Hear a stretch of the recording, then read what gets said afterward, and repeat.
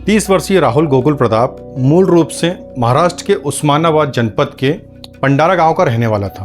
वह पूना की construction company में सिक्योरिटी गार्ड का काम करता था और वो वहीं मालवाड़ी चाल में अपने परिवार के साथ किराए से रहता था। नमस्कार, आदाब और सत श्री अकाल दोस्तों, अभिवादन स्वीकार कीजिए आप IK3 का क्राइम चौपाल के खास एपिसोड में आपका स्वागत है। दोस्तों, मैं बात कर रहा हूँ महाराष्ट्र के एक परिवार की। उस परिवार में माँ बाप भाई भाभी के अलावा एक बहन थी। परिवार बहुत खुश था। घर में अगर किसी बात की चिंता थी तो बस राहुल की शादी की। उसकी उम्र बढ़ रही थी और उसको देखते हुए उसके माता पिता ने उसके लिए एक लड़की ढूंढने की तलाश शुरू कर दी।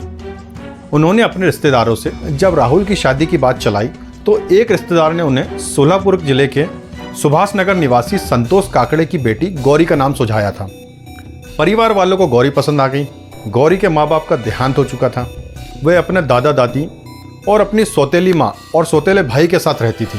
बिना माँ बाप की लड़की की देख दिखाई की सारी रस्में उसके परिवार और रिश्तेदारों ने मिलकर की थी।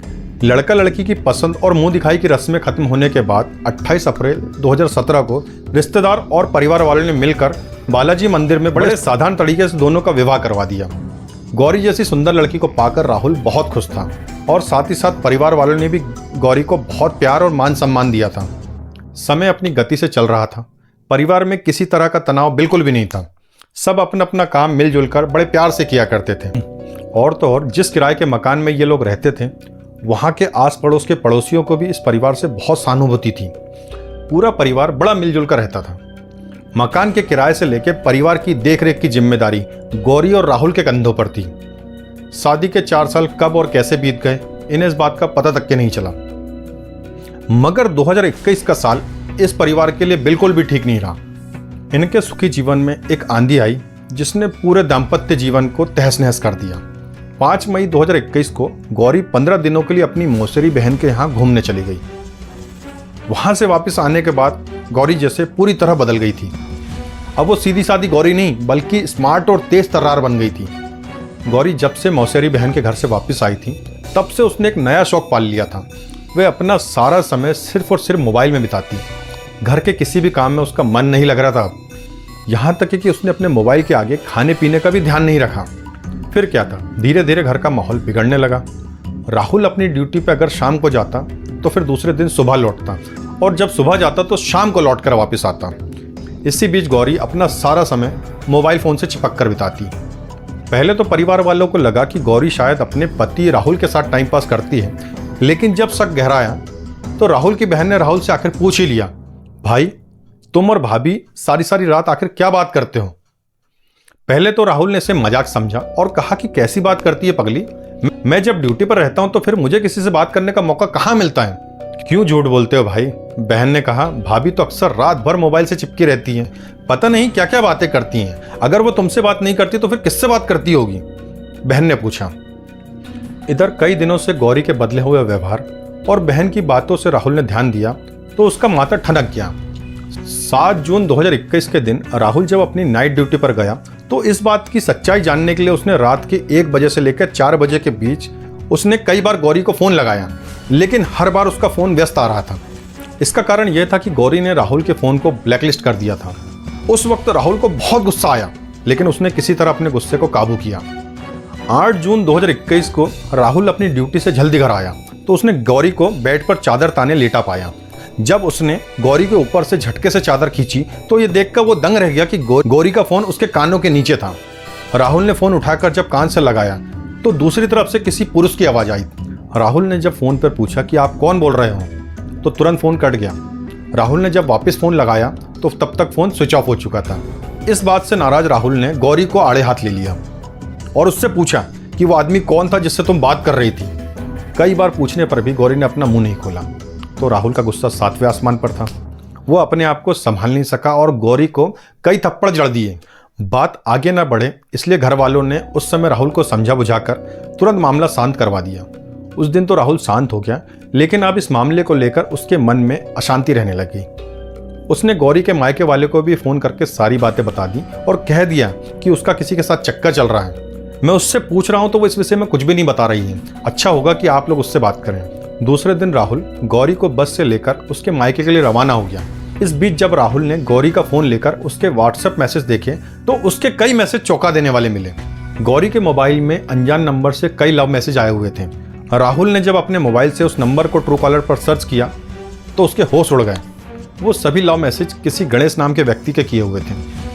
उसमें कुछ मैसेज ऐसे भी थे जो काफ़ी अश्लील थे।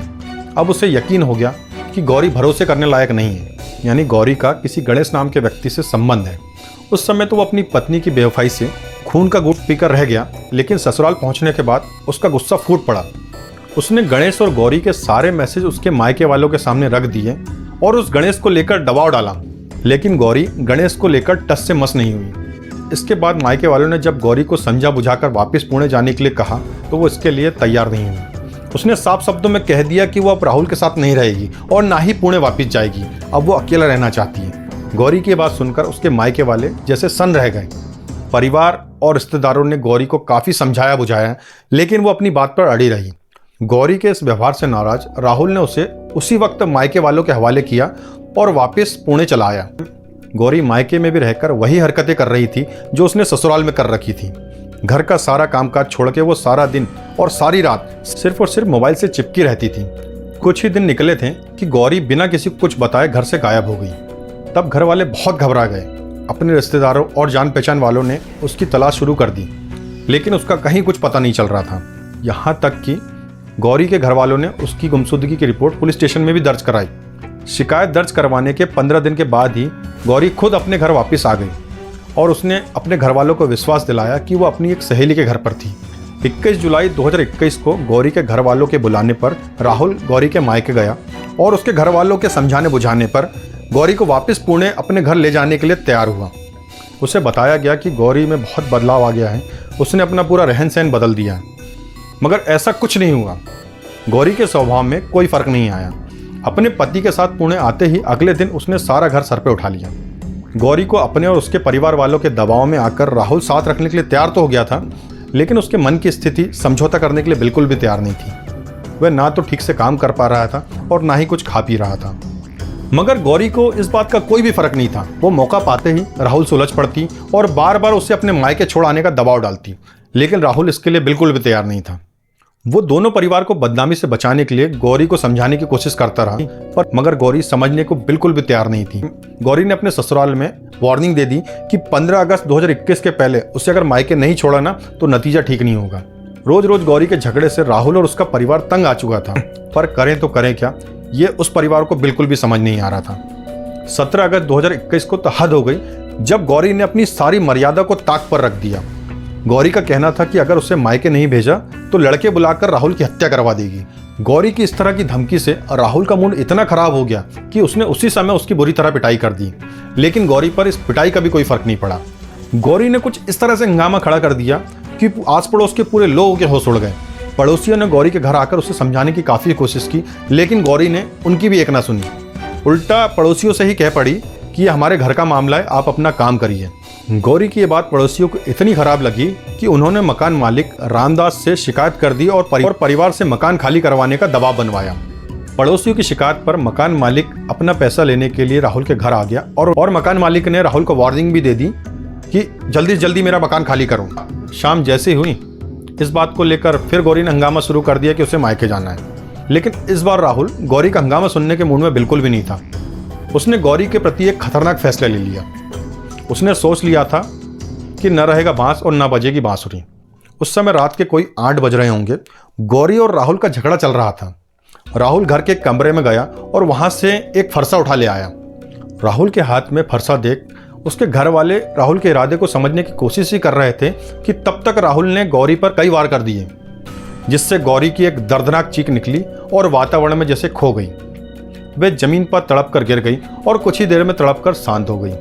गौरी की हत्या करने के बाद राहुल बड़े शांत मन से पुलिस स्टेशन पहुंचा। राहुल ने वहां पे थाना प्रभारी के सामने सरेंडर कर दिया। राहुल की दास्तान सुनकर थाना प्रभारी ने उसे तुरंत गिरफ्तार कर लिया और उसे जज के सामने पेश कर दिया। दोस्तों, ये थी क्राइम चौपाल की एक सच्ची कहानी। आपसे मेरा निवेदन है कि प्लीज़ इस वीडियो को लाइक करने के साथ ही साथ चैनल को भी सब्सक्राइब करें और अपने मिलने वालों तक के इस वीडियो को ज़रूर पहुँचाएँ। आपका दोस्त, आपका होस्ट IK3 अपने शब्दों को विराम देता है दोस्तों, और जल्दी मिलता है एक नई कहानी के साथ। तब तक अपना ध्यान रखें और खुश रहें। जय हिंद।